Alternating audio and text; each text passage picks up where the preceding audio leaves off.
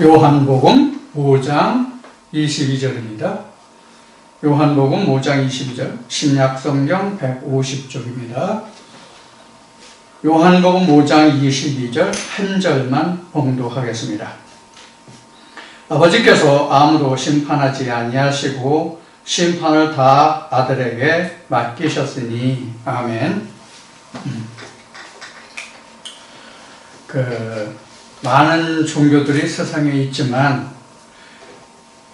많은 그 종교들 중에서 심판이 있다고 하는 기록이 있는 종교는 아마 기독교와 그 다음에는 불교가 있는 것으로 압니다. 불교도 뭐 심판이라고 말하지만 거기는 그 결과론적으로 이제 말한다고 한다면 기독교에서 심판은 그때의 생과 사를 분별하여 가려내는 그런 것으로 이제 기독교에서는 말하는 것이 심판이죠.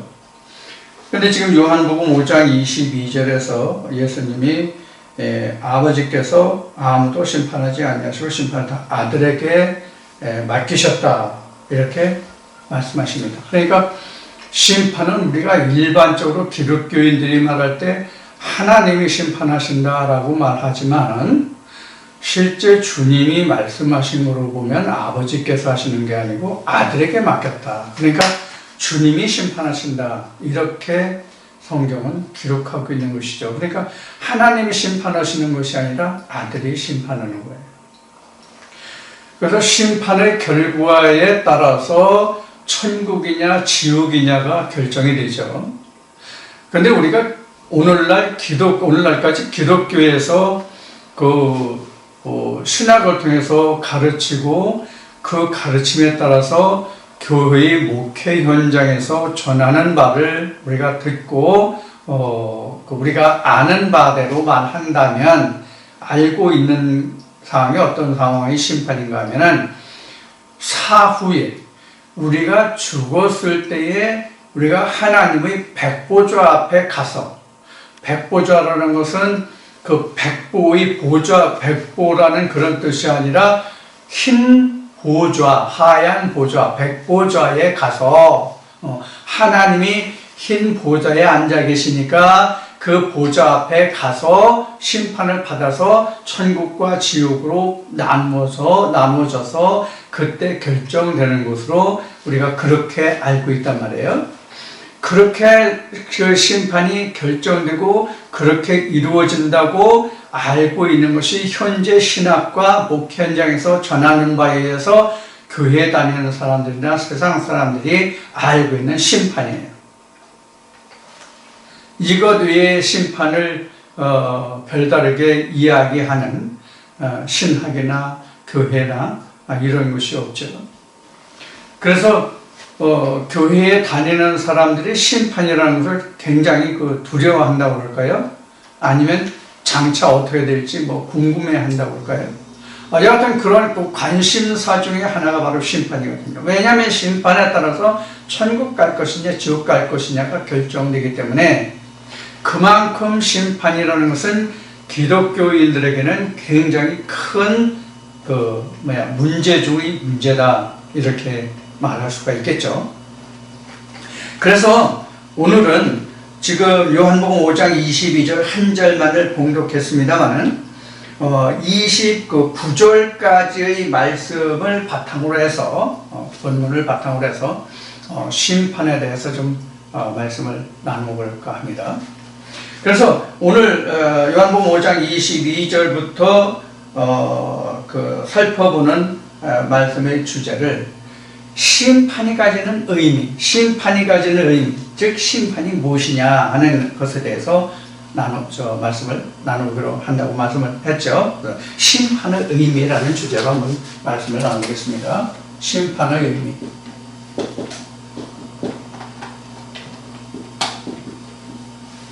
심판의 의미. 그러니까 이게 심판이 가지는 의미, 심판의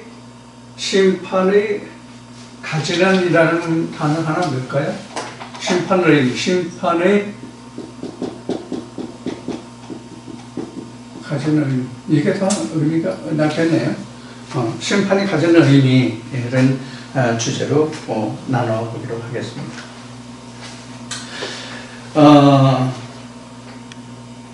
그 심판에 관한 것은 우리가 지금 요한복음 5장을 보고 있는데 요한복음 3장에 보면은 심판에 대해서 잘 기록된 말씀이 있죠. 3장 18절을 보면은 예수를 믿으면 하나님의 보내신 자 예수를 믿으면 이미 심판을 받은 것이다. 이렇게 정의된 말씀이 있습니다. 요한복음 3장 18절에.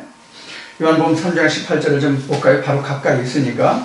요한복음 3장 18절 말씀에 보면은 이렇게 기록했습니다. 저를 믿는 자는, 우리가 가장 아주 그 주일학교 그 아이들도 잘 암송하는 성경 구절의 하나인 요한복음 3장 16절이죠. 하나님이 이처럼 선하사 독생자를 주셨어도 저를 믿는 자마다 하나님의 아들이 되는 권세를 주셨다 하는 말씀에 이어지는 말씀이 3장 18절이죠. 그래서 18절 말씀을 보면은 저를 믿는 자는 심판을 받지 아니하는 것이요 믿지 아니하는 자는 하나님의 독생자의 이름을 믿지 아니함으로 벌써 심판을 받은 것이다. 이렇게 되어 있어요. 그러니까 앞에 모두의 기독교의 신학이나 그 신학을 통해서 신학을 이수한 분들이 안수를 받고 목회자가 되면, 즉 목사가 되면 그 신학에서 배운 바탕을 통해서 그 심판을 이야기하죠. 근데 심판을 어떻게 이야기한다고요? 죽은 연후에 하나님 보좌 앞에, 백보좌 앞에 가서 심판을 받는 것으로 알고 있다. 그렇게 말씀을 드렸죠, 모두에. 그런데 지금 3장, 요한복음 3장 18절의 말씀을 보면은 벌써 심판이라는 것이 우리 살아생전에 믿느냐 믿지 않느냐에 따라서 심판을 면한 것이고 심판을 받은 것이고 이렇게 이미 딱 잘라서 구분하고 있어요. 그러니까 신학에서 사후의 백보좌 앞에 가서 심판을 받는다는 것은 이미 틀렸다는 것이 이 한 말씀으로 증거가 되죠. 여러분들 이거 생각해 보셨나요? 동영상을 시청하시는 분들이나 아니면 어쩌다가 저희 지금의 이 동영상을 시청하시는 분들은 스스로 마음속에 질문을 한번 해보세요. 요한복음 3장 16절 그토록 유치원 학생들도 암송할 정도 유명한 성경 구절에 이어지는 말씀인데 이미 믿느냐 믿지 않느냐에 따라서 심판을 받은 것이요 심판을 결정된 사항으로 지금 이렇게 성경은 증거하고 있는데 이 말씀이 이렇게 분명하게 기록되어 있음에도 불구하고 신학에서 배워서 전하는 목사님들이 전하는 바를 따르면 어떻게 심판을 받는다고? 심판이 언제 이루어진다고요? 하나님의 백보좌 앞에 가서. 이렇게 우리가 알고 있다는 거예요. 아마 심판에 관해서 자세히 설명이 됐다고 한다면은 아마 요한계시록을 여러분들이 연상하실지 몰라요. 그게 마지막 때 되어질 일이기 때문에 복음서와는 뭐 어떻고 하는 그런 핑계들을 댈지 몰라요. 그러나 성경은 어느 선지자, 어느 사도가 기록한 말씀의 여부를 떠나서 요한계시록과 배치되는 말씀은 단 한 말씀도 없다는 것을 여러분들은 반드시 기억하시고 그렇게 믿으셔야 됩니다. 성경이 어느 선지자가 또 어느 사도가 기록한 말씀은 맞고 어디에 기록한 말씀은 이래저래서 틀리고 하다면 그 성경을 우리가 믿을 가치가 있는 생명의 말씀이라고 하나님 말씀이라고 할 수가 없죠. 우리가 일반적으로 하나님은 어떠한 분이시라고 우리가 알고 있죠? 전지전능하시다. 전지전능하신 분이 어느 선지자는 어느 사도는 이렇게 말했고 저렇게 말했으니까 서로 배치되니까 이건 틀리고 저건 맞다. 아니면 저거는 맞고 이건 틀리다라고 한다면 어느 성경이 맞고 틀리다를 어떻게 그 진리의 말씀이라고 하나님 말씀이라고 절대 가치의 말씀이라고 우리가 단정할 수 있느냐 하는 문제가 되게 되죠. 그렇기 때문에 성경은 창세기에서 시작해서 요한계시록 이르기까지 태초에 하나님이 천지를 창조했던 그 말씀에서 시작해서 요한계시록의 아멘이라는 말씀까지 하나도 관통되지 않는 말씀이 없는 거예요. 시편 78편 2절의 말씀이나 예수님이 오셔가지고 증거한 말씀이 다 하나님이 이미 선지자를 통해서 예언한 말씀을 성취하려 이루려 했다 이런 말씀이 기록되어 있죠. 그럼 구약의 증거한 것으로 신약에서 성취했다는 뜻이 되거든요. 그럼 구약과 신약이 서로 상쇄되는 것이 아니라 완전히 일치한다고 우리가 말을 할 수 있겠죠. 그런 맥락에서 본다면 구약의 선지자나 신약의 사도들이 한 어떠한 성경의 말씀도 전혀 배치된 말씀이 있어서는 안 된다는 것이죠. 그런 것이 만약에 단 한 말씀이라도 있다면 성경은 절대 진리의 말씀이다 라고 할 수 없죠. 자, 그래서 지금 우리가 심판에 대해서 지금 알아보고 있는데, 심판에 대해서 기독교인들이 신학이나 목회 현장에서 올바르게 정의하는 자가 없다라고 지금 방금 말씀을 드렸어요. 먼저 시작하면서. 그럼 과연 성경에서 말하는 심판이 무엇이냐 하면은 방금 인용했던 요한복음 3장 18절이 바로 기준이에요. 심판의 기준이 뭐라고 지금 요한복음 3장 18절에 기록하고 있어요? 믿음이에요. 믿음. 그럼 믿음이 뭐냐 하는 것을 우리가 살펴볼 필요가 있겠죠. 믿음이 뭐냐 믿음이. 도대체 무엇을 가지고 우리는 믿음이라고 그러냐.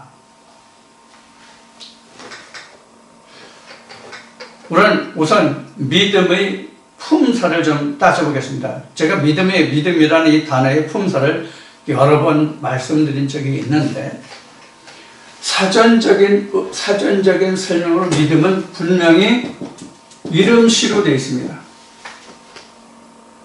이름시로 되어 있어요. 믿음이라는 것은 명사로 되어 있어요. 이름시로 되어 있어요. 그럼 믿음이라는 것은 뭐냐면 상호간의 신뢰를 가지고 우리는 믿음이라고 한다는 사전적인 설명도 있습니다. 상호간의 신뢰. 상호간의 신뢰가 믿음이라는 것은 사전적인 의미일 뿐입니다.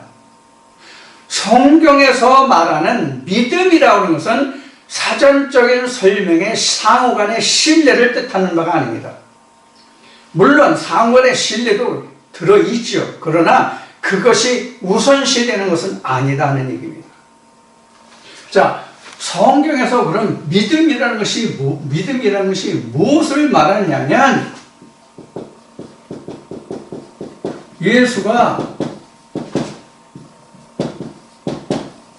있다 없다의 관계예요. 누구에게? 믿는다는 사람에게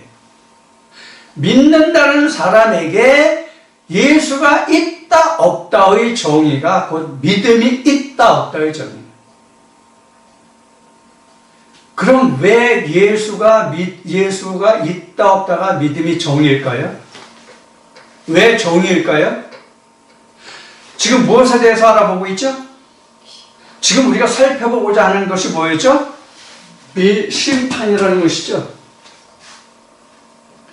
그러면 오늘 지금 여러분들과 함께 나누고자 했던 인용된 말씀이 어디 말씀이었어요? 요한복음 5장 22절이에요. 그럼 요한복음 5장 22절의 말씀에 보면은 하나님이 누구에게 심판의 권세를 주셨다고 예수님이 말씀하고 계세요? 예수에게 주고 있다. 예수에게, 그 아들에게 주셨다. 이렇게 돼요. 아들에게 주셨다, 그 심판을. 그러면 심판의 결과가 뭡니까? 심판에서 내가 하나님의 심판에서 이겼다. 아니면 심판에서 옳다함을 인정받았다. 그럼 그 결과가 뭐예요? 영생이죠. 그 심판을 이겼다. 심판을 통과했다고 한다면 그 결과, 얻어지는 결과가 뭐예요? 구원이라는 영생이 주어지잖아요. 그게 어디 있어요? 조금 전에 인용했던 요한복음 3장 16절부터 기록된 말씀이 있잖아요. 하나님이 저를 믿는 자에게 아참 아들들은 영생을 주셨다라고 그렇게 지금 요한복음 3장에서 기록하고 있잖아요. 그러니까 그게 심판이잖아요, 바로. 그래서 믿음이라는 것은 그래서 결국은 무엇을 말하냐면 예수다 하는 얘기예요. 그럼 여러분들 믿음의 반대말은 뭐가 믿음의 반대가 될 것 같아요? 믿음의 반대는 안 믿음이 반대인가요? 그걸 말하기 전에 지금 믿음이라는 것이 명사라고 지금 말씀을 드렸잖아요. 그런데 저는 성경적인 믿음은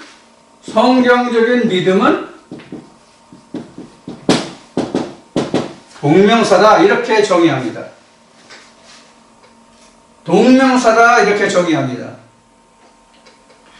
왜 믿음이라는 말이 성경적으로 설명하면 동명사가 되는가의 문제가 있겠죠.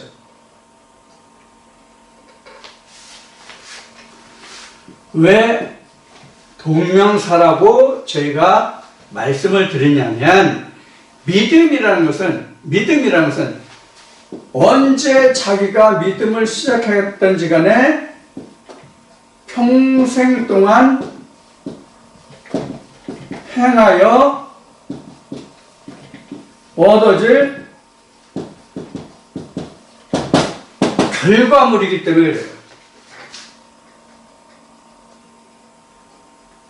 평생을 통해서 얻어질 결과물이 곧 믿음이거든요. 그러면 평생이 언제까지예요? 평생 동안이라고 얘기했는데 평생이 언제예요? 평생은 그동안 말씀드렸던 것을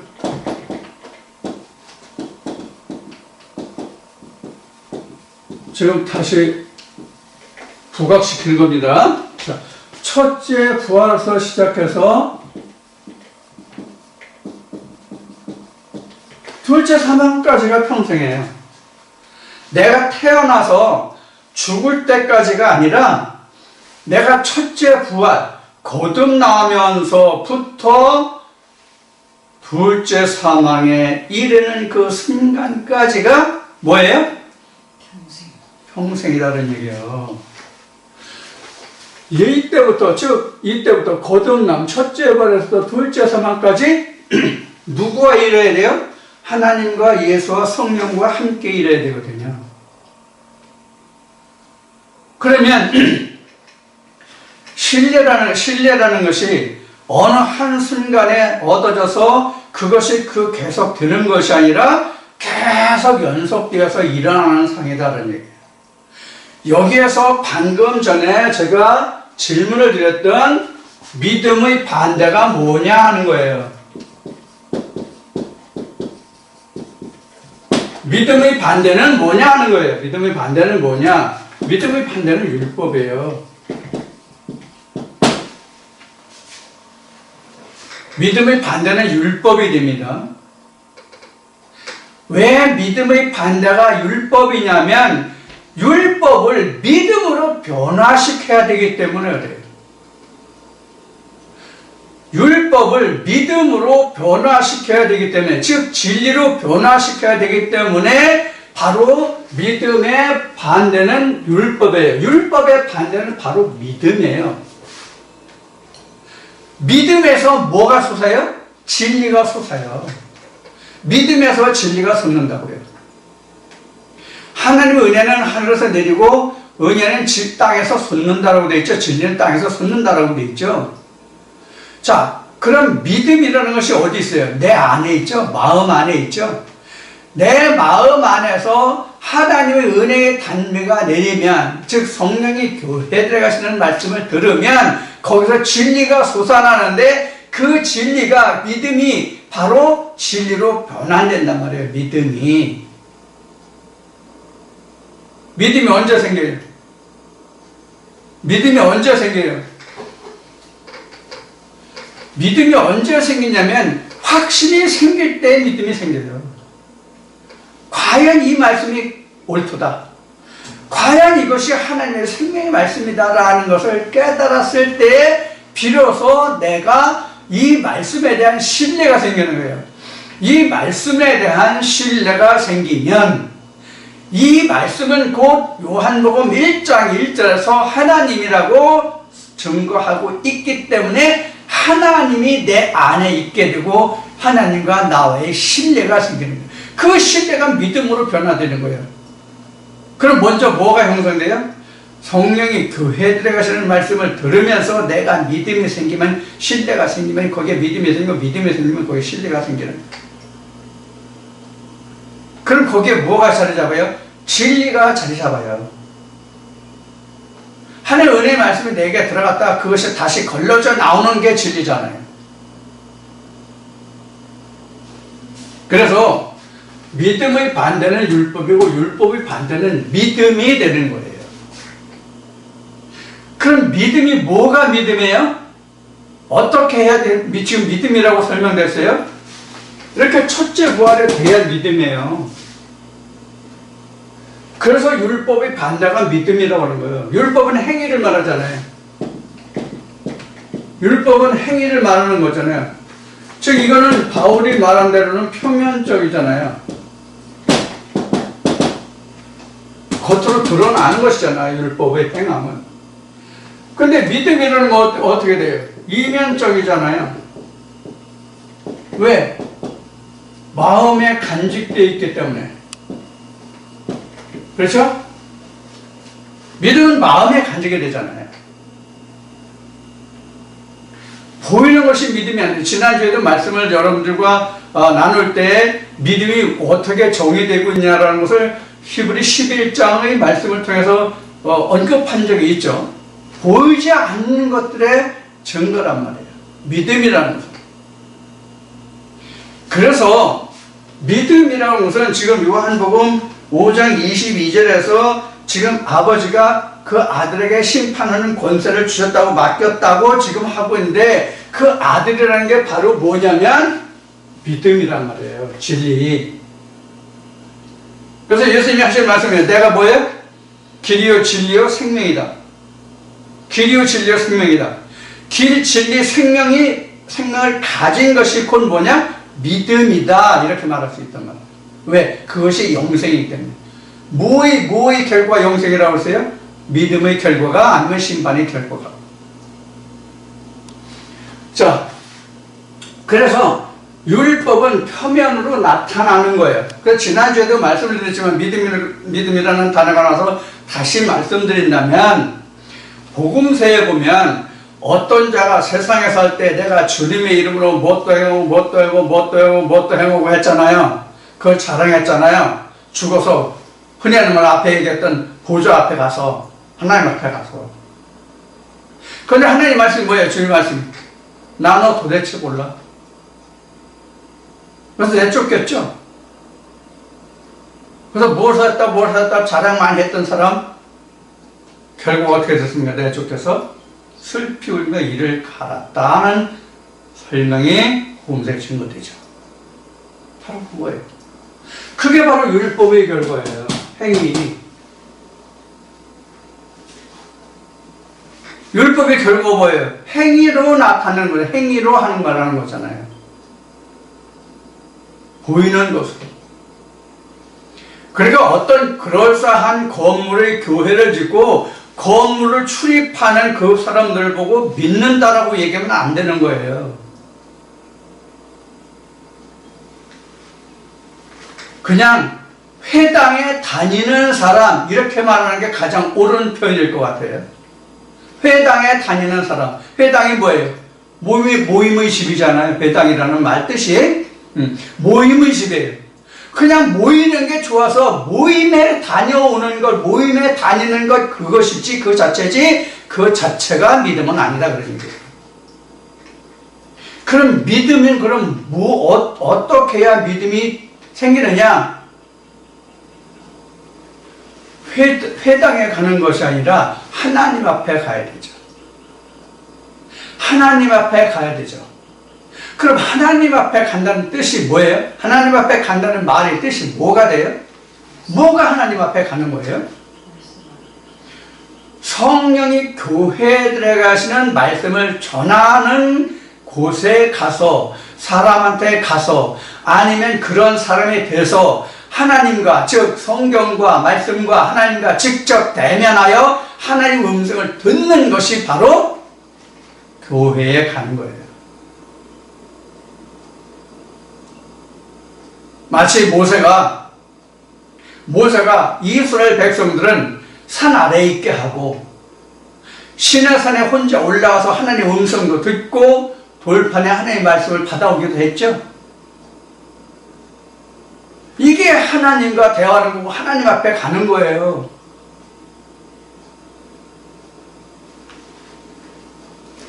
여러분들 어떻게 하고 있습니까? 여러분들 어떻게 하고 계신가를 지금 스스로 살펴보시기를 바란다는 말씀이에요. 그런 뜻이에요. 여러분 어떠냐고 제가 질문을 드리는 것은 여러분들 교회에 가셔서 어떤 말씀을 듣느냐는 거예요. 사람 앞에 가서 사람의 교훈을 듣느냐, 하나님의 말씀을 전하는 곳에 가서 하나님의 교훈을 듣느냐 하는 거예요. 그래서 하나님은 이렇게 말씀하시잖아요. 너희가 광야에 뭐로 나갔더냐? 마태복음 5장에 예수님도 그렇게 말씀하시고요. 요한이 제자들 예수 앞에 보내서 말을 듣게 하고 오시리가 당신이냐 아니면 우리가 다른 일을 기다릴까 하는 질문을 해서 보냈을 때에 그들에게 야 어떤 현상이 어떻게 일어나고 뭐가 어떻게 됐고 하는 것을 내 선생에게 전해라 이렇게 하고 그들이 돌아간 다음에 요한의 제자가 돌아간 다음에 제자들에게 그러죠. 너희가 광야에 무엇하러 나갔더냐.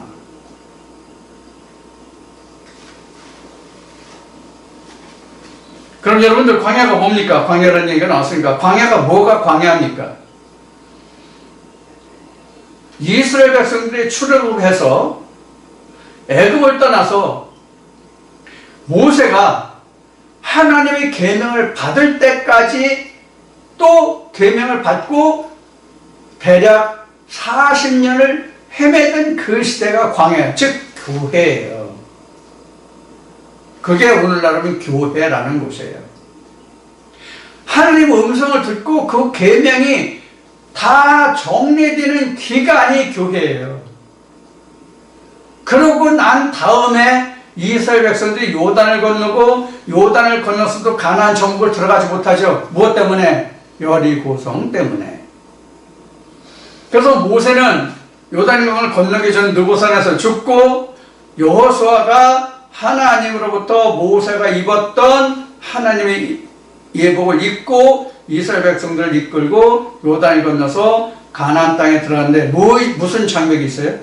여리고성의 장벽이 있죠. 그래서 여리고 장벽을 하나님의 명하신 대로 일주일을 참았다가 공략해서 여리고성이 무너진 다음에야 비로소 어떤 일이 벌어집니까? 가나안 정복이 그때부터 이루어져요. 그러니까 가나안 정복이 들어가는 그때부터가 오늘 이 시판의 말씀으로 보면 가나안 정복이 되는 그 순간부터가 바로 심판이에요.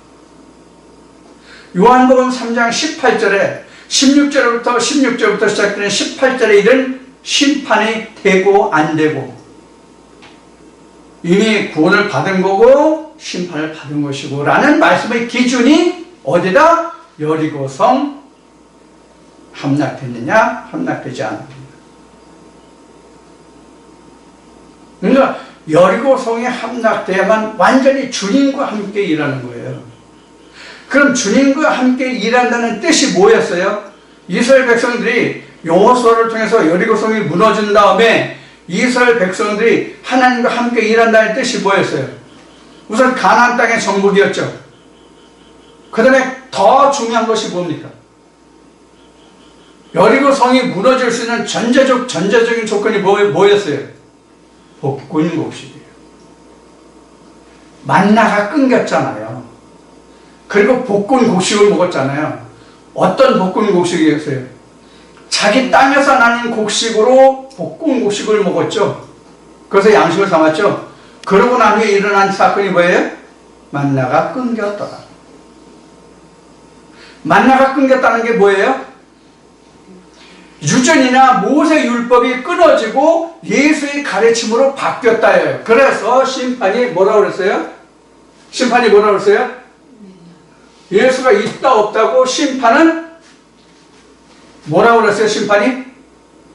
예수가 있다 없다가 그 심판이고 믿음이에요.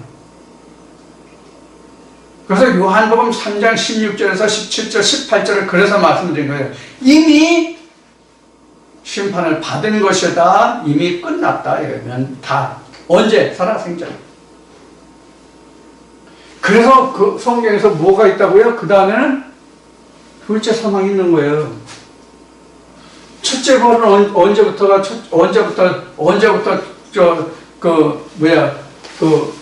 언제 죽었기 때문에 여기서 거듭남이 첫째 부활이 성경에 기록하고 있습니까? 현재 우리를 보면 세상에 태어날 때부터 우리는 죽은 자잖아요. 근데 우리가 죽었다는 것을 교회 가서 알아요? 세상에서 알아요? 세상에서도 모르고 교회 가서도 몰라요. 그저 우리는 선악과를 따먹고 죽은 자다 이렇게만 우리가 일반적으로 듣고 아 그런가 보다 이렇게 생각하죠. 그래서 성경에서 죽었다 이 뜻이 뭐예요? 여러분들 그동안 동영상을 들었으니까 일반적인 신학에서는 교회 다니지 않는 사람이 죽었다죠. 교회 다니는 사람은 살았다죠. 구원을 받았다 살았다 그렇게 기준을 삼아서 말하잖아요. 그러면 성경적으로는 그것을 어떻게 말하냐고요? 언제부터 우리가 죽었다라고 말하냐고요? 언제부터 우리가 죽었다라고 말할 수 있냐고요? 모세의 계명, 하나님의 계명에 들어가야만 내가 죽었다를 알아요.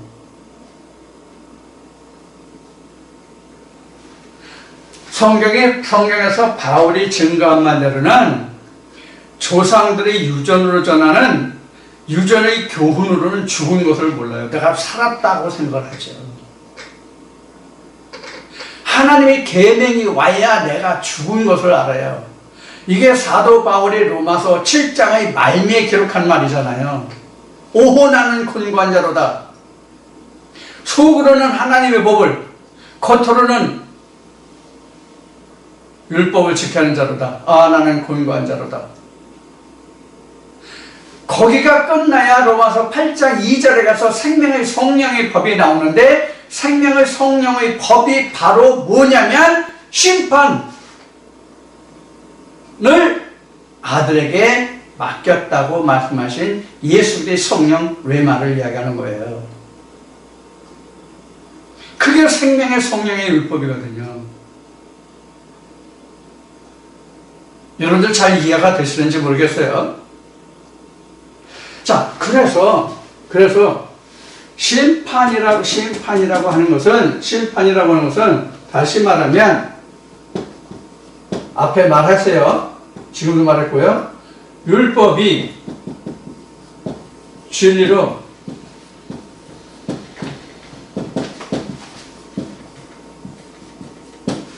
이게 심판이에요. 이게 심판이에요. 율법이 진리로 변화되는 거. 이게 심판이에요. 그럼 진리가 뭐라고 그랬죠? 앞에요? 내가 길이요 진리요 생명이다. 곧 예수가 진리예요.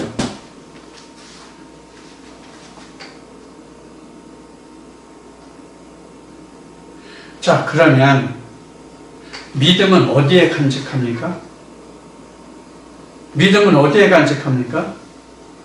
여러분들이 마음의 신비에 기록하는 것이, 간직하는 것이 바로 믿음이에요. 행함은 어디에 간직합니까? 육신에 간직해요. 그런데 육신은 성경에 어디서 와서 어디로 간다고 성경은 증거하고 있습니까? 요한복음 3장 19절 말씀에 보면 우리 육신은 흙에서 와서 흙에 살다가 흙으로 간다고 되어 있습니다. 그 육에 기록하면 그러면 아버지 앞에 갈 수 있어요, 없어요? 못 가는 거예요. 그래서 이미 심판을 받은 것이라고 된 거예요. 어디에? 요한복음 3장 16, 17, 18절에. 그래서 아버지께서 심판을 내게 맡기셨다고 요한복음 5장 22절에서 말씀하시는 거예요. 그러니까 심판의 기준이 뭐예요? 예수가 있다 없다잖아요, 결국은. 심판의 기준이 예수가 있다 없다예요. 자, 그러면 예수가 있다 없다, 즉 율법이 진리로 바뀌었다는 것은 어떤 것을 말해요? 성경에서 율법하면 누구를 상징합니까? 모세를 상징해요. 진리하면 예수의 상징이에요. 그러니까 모세가 예수가 되는 거예요. 그 율법이 진리가 된다는 것과 모세가 예수가 된다는 것은 같은 뜻이에요. 이것을 창세기 25장으로 이야기하면 에서와 야곱의 관계예요. 창세기 25장에 어떻게 증거하고 있습니까? 큰 자가 작은 자를 섬겨야 하리라. 이렇게 증거하고 있죠. 그러니까 심판이라고 하는 것은 율법이 변하여 진리가 된다는 그 자체가 바로 심판이에요.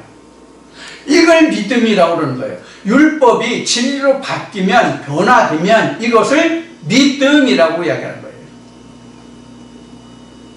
그러면 하나님과 나 사이에 뭐가 구축이 돼요? 신뢰가 구축이 돼요. 이게 믿음이에요. 그런데 성경은 얼마나 많은 말씀들이 있습니까? 얼마나 많은 말씀들이 우리 앞에 가로놓여져 있느냐고요. 이 무수한 말씀들을 다 내가 6월에서 건너가야 되거든요. 즉 율법을 변하여 진리 말씀이 되게 해야 되거든요. 이걸 언제까지 한다? 거듭나면서부터, 첫째 부활에서부터 둘째 사망에 이르는 그날까지 내가 평생을 해야 된다. 평생이 언제부터가 언제까지 평생이라고 했어요?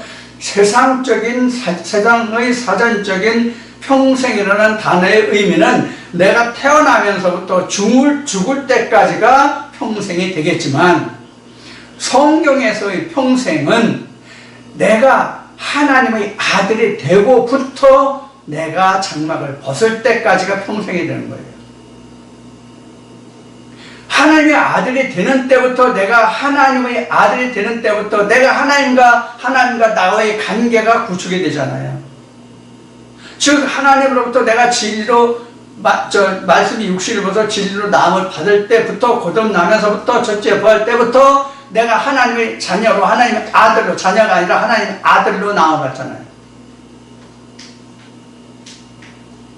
그러니까 육신적인 나음이 아니라 영적인 나음에서부터 죽을 때까지가 뭐예요? 평생이라는 얘기예요. 그래서 우리가 세상적인 설명은 내가 모태에서 나옴으로부터 죽을 때까지가 평생이지만, 성경적으로는 내가 진리로 나음을 받은 그때가 바로 내가 출생이기 때문에 그때부터 둘째 사망을 이길 때까지, 둘째 사망이 이를 때 그때까지가 평생이라는 얘기예요. 그럼 둘째 사망이 언제예요? 내가 장막 벗을 때죠. 그동안 수없이 들으셨기 때문에 이해하실 거예요. 기억하시는 분들은. 둘째 사망에 이를 때 모두의 말씀을 드렸듯이 현재 신학이나 목회 현장에서는 그때 우리는 심판을 받는다 이렇게 말하고 있죠. 그런데 지금 제가 여지껏 설명을 드린 것은 바로 뭐예요? 말씀이 우리 앞에 가로놓여 있는데 그 말씀을 유월할 때마다 넘어갈 때마다 이미 뭐예요? 심판이 이루어진 거예요. 그게 언제까지 이루어진다? 내가 둘째 사망까지 그것이 이루어진다. 그래서 믿음이라는 것은 명사가 아니라 동명사다. 그런 얘기예요. 명사가 된 것은 이미 나의 사도행전에 나의 각자 나의 사도행전에 즉 신비에 새겨진 말씀이요. 믿음은 명사적인 말씀은 내가 가로질러져 있는 그 말씀을 넘어가야 할 말씀은 동사고요. 내가 행해야 할 그 단계가 남아있기 때문에. 그래서 성경적인 믿음이라는 말은 동명사다. 자, 이와 같이 우리가 이 심판을 가지는 의미는 내가 그 신앙생활을 시작해서 내가 예를 들어서 85세에 죽었다. 90세에 죽었다. 아니면 그 전에 죽었다. 그 죽었을 때, 육신이 죽었을 때 하나님의 보좌 앞에 가서 너는 그동안 어떻게 믿었으니 너는 구원. 너는 이렇게 저렇게 믿어서 잘못됐기 때문에 너는 지옥. 이렇게 심판하는 게 아니다라는 얘기예요. 이걸 여러분들은 반드시 기억하시고 여러분들은 말씀마다 그 말씀의 단계를 넘어가면 그것이 바로 사망과 생명을 넘어선 심판의 기준이 된단 말이에요. 구원이 되고 심판이 되고. 전에 이런 얘기도 했어요. 심판이라는 이 말은 세상적인 말로 하면 재판과 같잖아요. 세상적인 말로는 재판과 같잖아요.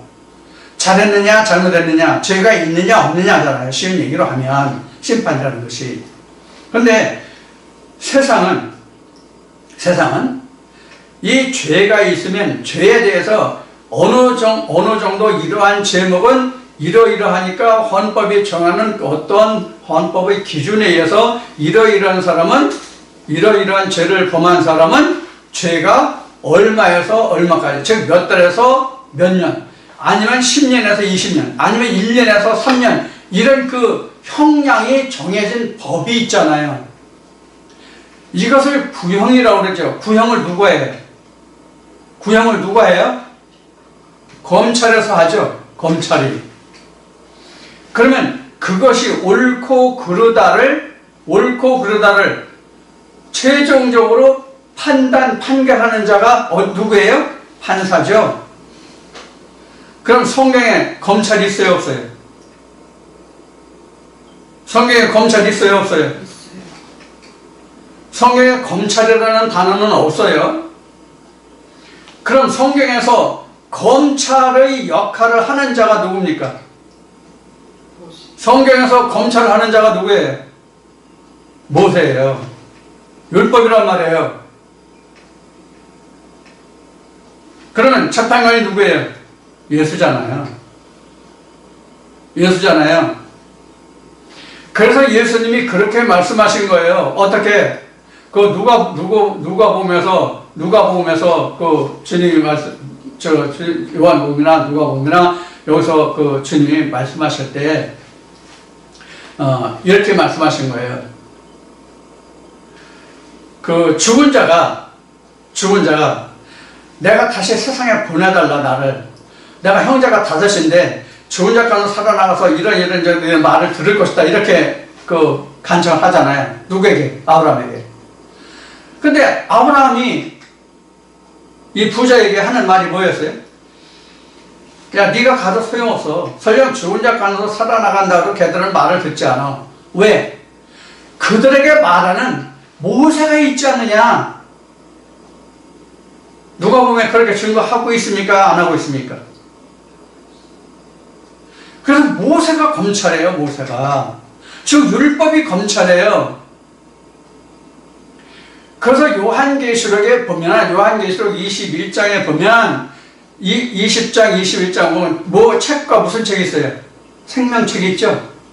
책이 검사예요, 책이. 즉, 성경책이, 모세의 글이, 율법이 검사란 말이에요, 검찰이란 말이에요. 생명책이 바로 판사고요. 그 뜻이 요한복음 5장 22절에서 아버지가 심판하는 권세를 그 아들에게 맡기셨다는 뜻이에요.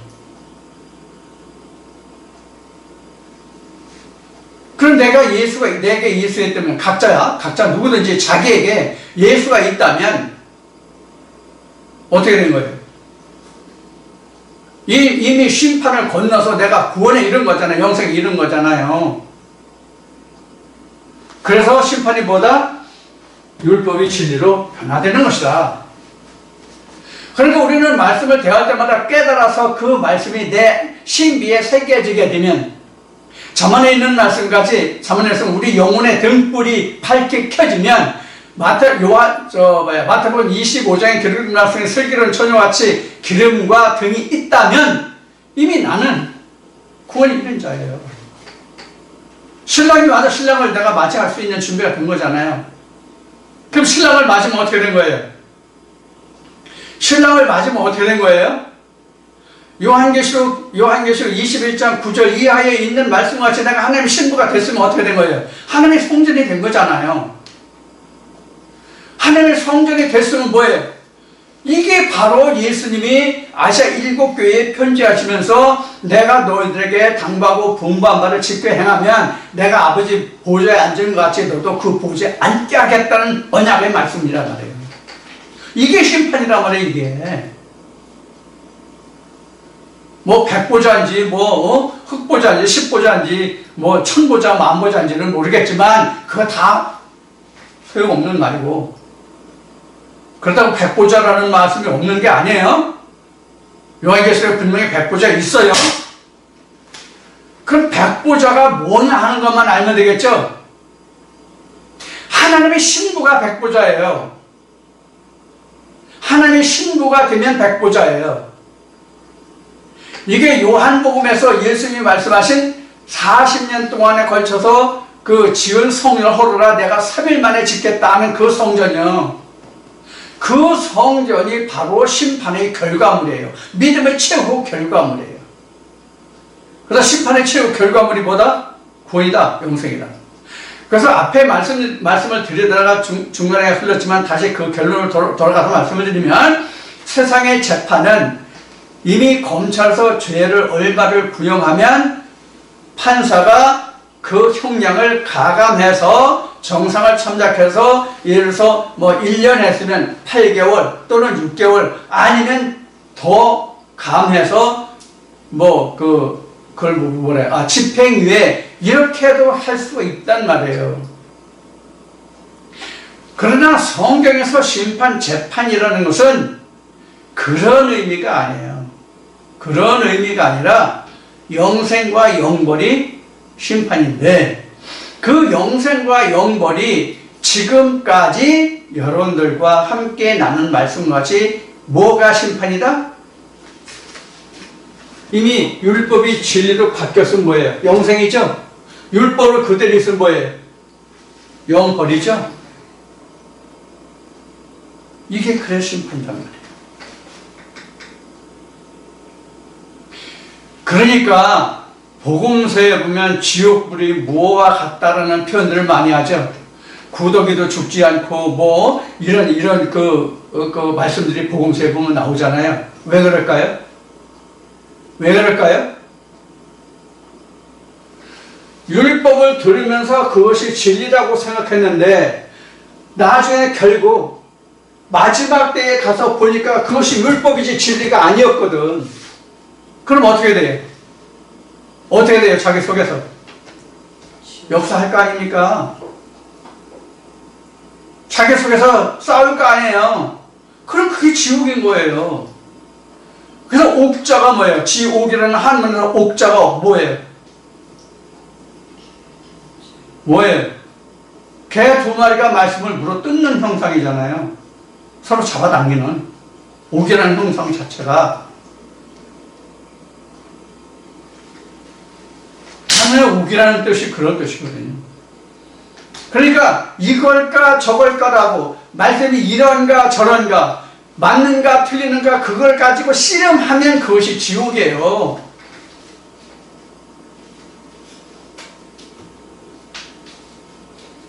그런 뜻에서 본다면 지옥이라고 하는 것은 하나가 되지 못한 거예요. 찢어지고 갈라지고 분탕질하는 게 바로 지옥이에요.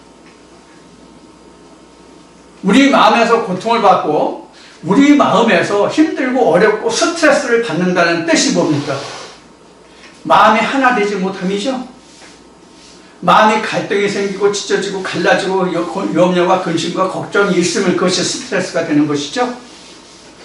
그래서 현대의학에서는 스트레스가 모든 만병의 원인이라고 말하죠.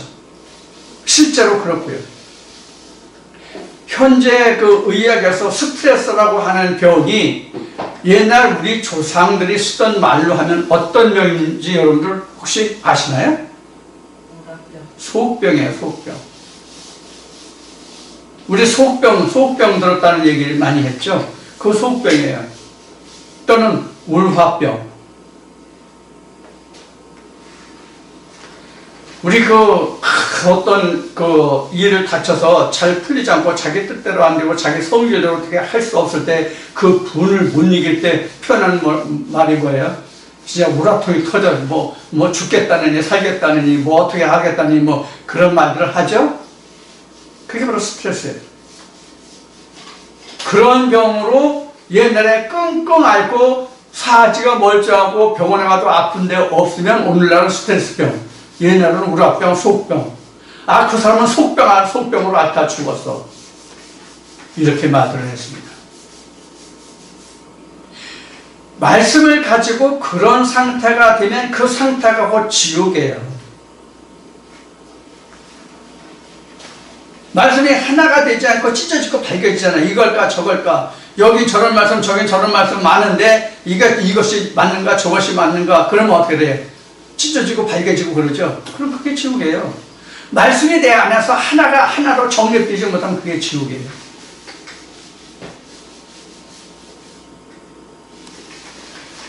자, 그러한 율법의 갈등 속에서 진리로 넘어오면은 예수님이 말씀하신 것이 내가 율법을 폐하려 온 것이 아니라 율법을 온전히 펴러 왔다고 그랬죠.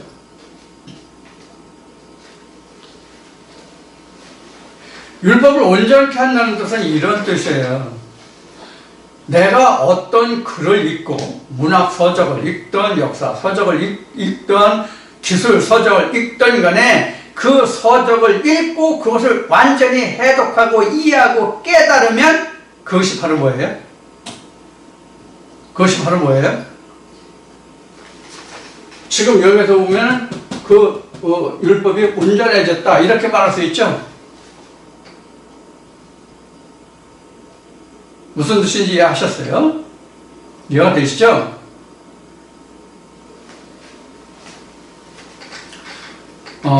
제가 잘 쓰는 인수분해 공식 하나를 다시 오늘도 인용해야 되겠네요.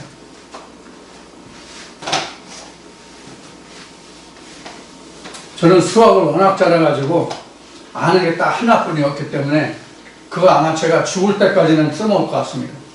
인수분해 공식 그거 하나뿐이 몰라요.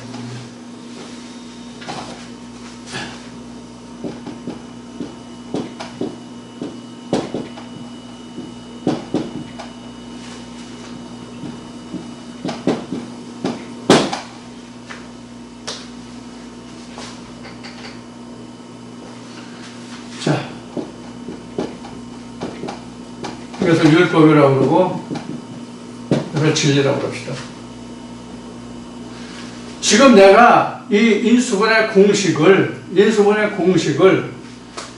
내가 이렇게 된다라고 배웠는데 아무리 이것이 왜 이렇게 답이 풀어지는지 왜 이렇게 풀어지는지를 도대체 알지 못해. 이해를 못한다. 그렇게 되면 어떻게 되겠어요? 이 학생의 마음이 어떻게 되냐고. 내가 학교 가서 인수분해 문제를 풀어야 되는데 이걸 이해를 못해. 왜 이렇게 되는지. 그래서 다른 인수분해 문제가 나오면 도저히 풀을 수가 없어. 풀 방법이 없어. 응? 그러면 그러면 그 학생의 마음이 어떠할까요?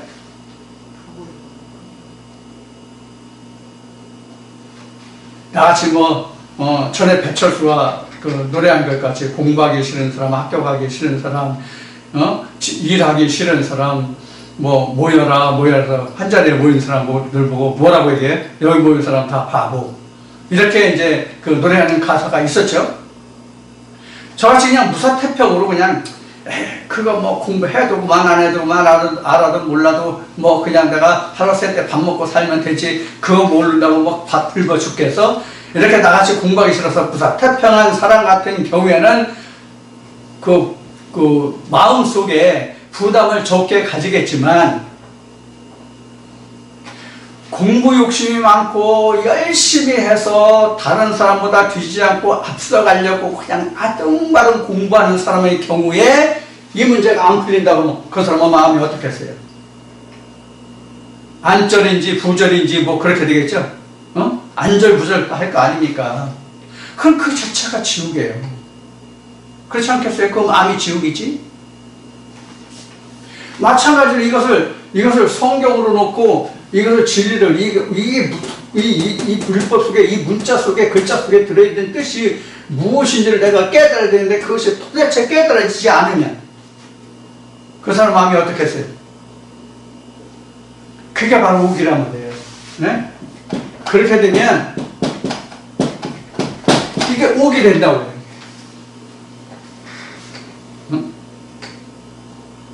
그래서 진리라고 하는 것은, 믿음이라고 하는 것은, 심판이라고 하는 것은 율법이 진리가 되는 거예요. 율법이 진리로 변화되면 그 심판이 되는 거예요. 그럼 거기서 풀어지면 영생이고 풀리지 않으면 영벌인 거예요. 풀리면 이미 심판을 받은 거고 안 풀려도 심판을 받은 거예요. 다만 풀리면 구원이고 풀리지 않으면 지옥이라는 것 뿐이겠죠. 이게 요한복음 3장 16, 17, 18절에 기록된 말씀이고 요한복음 5장 22절에서 기록된 말씀이에요. 근데 우리는 심판이라면 어떻게 생각했다고요? 모두의 제가 어떻게 말씀을 듣는지를 다시 기억하시면 됩니다. 그래서 요한복음 5장에 보면 이렇게 그 25절부터 보겠습니다. 25절부터 조금 설명을 드리고 말씀을 마치기로 하겠습니다. 25절 말씀을 보면 진실로 진실로 너에게 이르노니 죽은 자들이 하나님의 아들의 음성을 들을 때가 오는 있고 이때라 듣는 자는 살아나리라. 참 이상하네. 죽은 자들이 하나님의 음성을 들을 때가 온대요. 근데 이때래요. 죽은 자들이 이목구비가 동작합니까? 죽은 자들의 감각이 있습니까? 그럼 어떤 죽은 자들을 뜻할까요? 율법 아래 있는 자들이 죽은 자들이란 말이에요. 율법 아래 있는 자들이 죽은 자란 말이에요. 아직 생명과를 먹지 못한 자, 예수 그리스도의 피와 살을 먹지 못한 자가 죽은 자란 말이에요. 그래서 예수님이 요한복음 6장에서 뭐라고 말씀하셨어요? 내 피와 살을 먹고 마시는 자는 영생에 이른다고 그랬죠. 이것이 내가 너에게 이를 말이 영원 생명이라고 말씀하시죠. 요한복음 6장 63절에서. 그럼 죽은 자가 뭐가 죽은 자예요? 첫째 부활에 이르지 못한 자가 죽은 자란 말이에요. 이미 요한복음 5장이기 때문에 지나왔지만 요한복음 4장에 보면 사마리아 여인 나오죠. 사마리아 여인이 어디로 물들어왔어요? 생수의 물로 왔어요? 야구의 물로 왔어요? 야구의 물로 왔죠? 야구의 우물이 바로 모세의 율법을 뜻하는 거란 말이에요. 모세의 율법은 매일 물 길러 와야 돼요. 여러분 4장에 설명하고 있잖아요. 근데 예수님이 말씀하시잖아요. 내가 주는 물을 먹으면 영원히 목마르지 않고 배에서 영원히 생수가 솟아난다고 말씀하셨대요. 그래서 사마리아인이 뭐라 그래요? 주님이 오시면 그렇게 될 줄 안다. 그 물을 그렇게 될 줄 안다. 그러니까 내게 말한 내가 그러라 하죠. 그래서 내게 하는 생수를 주옵소서 이러잖아요. 분명히 요한복음 4장에 그렇게 기록하고 증거하고 있죠? 그게 바로 율법이 야곱의 우물이 생수의 우물로 변화되는 이것이 바로 심판이란 말이에요. 그럼 다시 요한복음 3장으로 돌아가서 심판을 받은 것이요, 영생을 얻은 것이요. 그래서 그 다음에 요한복음 5장 26절에 이어지는 말씀이 뭐라면, 아버지께서 자기 속에 생명이 있는 같이 아들에게도 생명을 주어 그 속에 있게 하셨고, 27절에 또 인자됨을 심판하는 권세를 주셨느니라. 이를 기이 여기지 말라. 무덤 속에 있는 자가 다 그의 음성을 들을 때가 오나니, 앞에는 죽은 자라고 하는데 지금 무덤에 있는 자래요.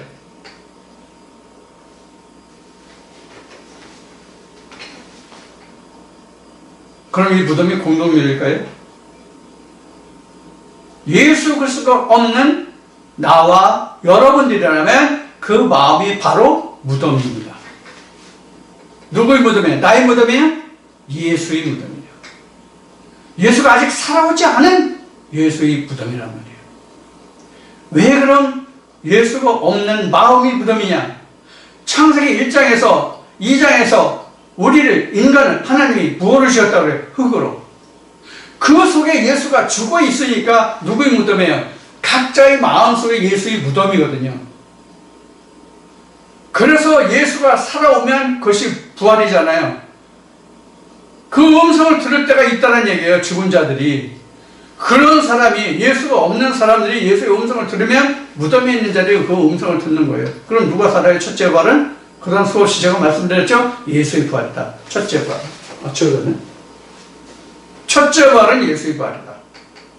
둘째 사망을 이기면 그 부활이 곧 나의 부활이다. 그 증거가 고린도전서 15장 44절 이하에 나오는 첫 아담과 마지막 아담의 관계의 증거예요. 요한계시록으로 설명하면 책과 작은 책이요.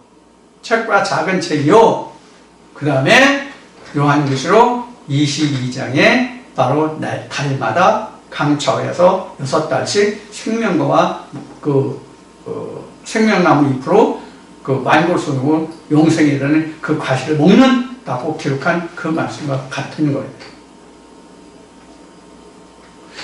그래서 예수가 심판의 결과요, 용생이요, 성경의 마지막 종결이 곧 예수예요. 이것이 심판이란 말이에요. 그러면 예수가 어디 들어있어요? 율법 안에 들어있잖아요.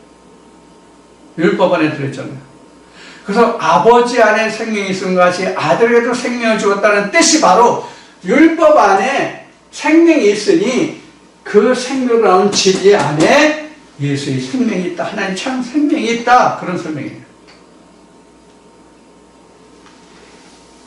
자, 그러면 여러분들 지금 나눈 이 말씀을 통해서 여러분들은 심판이 무엇인지 충분히 이해하셨죠?